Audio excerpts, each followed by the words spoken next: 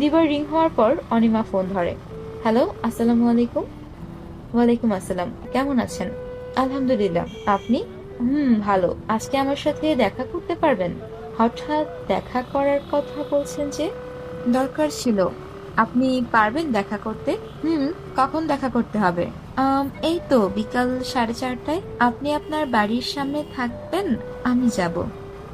আচ্ছা ঠিক আছে, রাখছি। আল্লাহ হাফেজ। সাদাফ কল কেটে দিল। রুমের দরজা বন্ধ করে বসে আছে হিয়া। কিছুতেই তার মনে একটুও শান্তি লাগছে না। গতকালের ঘটনার পর তো নিজেকে একটু শক্ত করেছে। সকালে সেই লেখা কাগজটা তার সব শান্তি কেড়ে নিয়েছে। কাউকে কিছু বলেওনি কাগজটার ব্যাপারে। আম্মু আর ভাইয়ার মন এমনিতেও ভালো নেই। এই কাগজটা দেখিয়ে তাদের মন আরো ভেঙে দেওয়ার দরকার নেই। আমাকে নিজেকেই খুঁজে বের করতে হবে এই অজানা আগন্তুককে। আমার সাথে শত্রুতা করে চারটা নির্দোষ মানুষকে কিভাবে সে এই অবস্থায় ফেলতে পারলো? আল্লাহ, তুমি তার বিচার করো। দরজায় কড়া নাড়ার শব্দে ভাবনায় ছেদ পড়ল হিয়ার। দরজার উপাশে দাঁড়িয়ে মিসেস সাবিনা হিয়াকে ডেকেই যাচ্ছে। হিয়া, ও হিয়া, মারে দরজা খুল। বিছানা থেকে নেমে হিয়া দরজা খুলে দিল। মিসেস সাবিনা খাবার নিয়ে রুমে ঢুকে গেলেন। উঠবো। আম্মু, তোমাকে বলেছি না আমি খাবো না, তবুও কেন খাবার এনেছো? ঠাস করে একটা চড় দিব।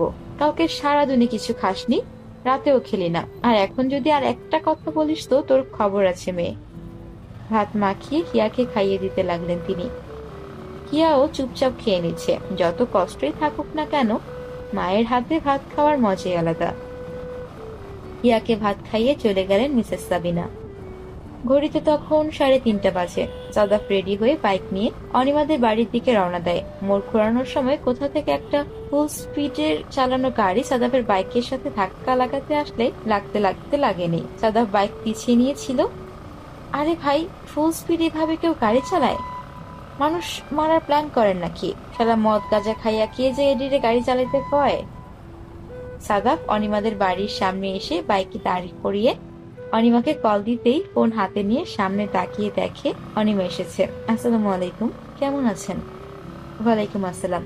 এই তো ভালো, আপনি? আমিও। বাড়ির সবাই কেমন আছেন? ভালো। আপনার? জি ভালো। বাইকে উঠুন। অনিমা বাইকে উঠে বসে। সাদাফ একটা রেস্টুরেন্টের সামনে বাইক থামায়। ভিতরে চলুন। ভিতরে এসে বসে দুইজন। কি খাবেন? যে গরম পড়েছে, ঠান্ডা কিছু হলে মন্দ না। ওয়েটারকে ডেকে সাদাফ দুটো কোল্ড ড্রিঙ্ক অর্ডার করে। কি দিয়ে কথা শুরু করব বুঝতে পারছে না সাদাফ। ওয়েটার কোল্ড ড্রিঙ্ক দিয়ে যায়। সাদাফ একটা কোল্ড ড্রিঙ্ক অনিমার দিকে এগিয়ে দেয়। সাদাফ বলতে শুরু করে, আজকে আপনার সাথে দেখা করার জন্য একটা কারণ আছে। আসলে আমি আপনাকে বিয়ে করতে পারবো না। সবেমাত্র কোল্ড ড্রিঙ্কটা মুখে নিয়েছে অনিমা। সাদাফের কথায় কাশি উঠে যায় তার। চোখের মধ্যে পানি জমতে শুরু করে। বুকের ভেতরটা যেন মোচড় দিয়ে ওঠে। এতদিন যাকে নিয়ে স্বপ্ন বন্ধু সে, আজ সেই বলছে এই বিয়েটা সে করবে না। নিজেকে ধাতস্থ করে অনিমা সাদাফকে জিজ্ঞেস করে, আমার কি কোনো ভুল হয়েছে? আমি কি কোনো দোষ করেছি যার জন্য আপনি বিয়েটা ভেঙে দিতে চান? না অনিমা, আপনার কোনো ভুল কিংবা দোষ কিছুই নেই। আপনি ভালো একটা মেয়ে। তাহলে আপনি কেন বিয়েটা ভেঙে দিতে চাচ্ছেন? আসলে আমি অন্য কাউকে ভালোবাসি। আজকের পর্ব এখানেই সমাপ্ত।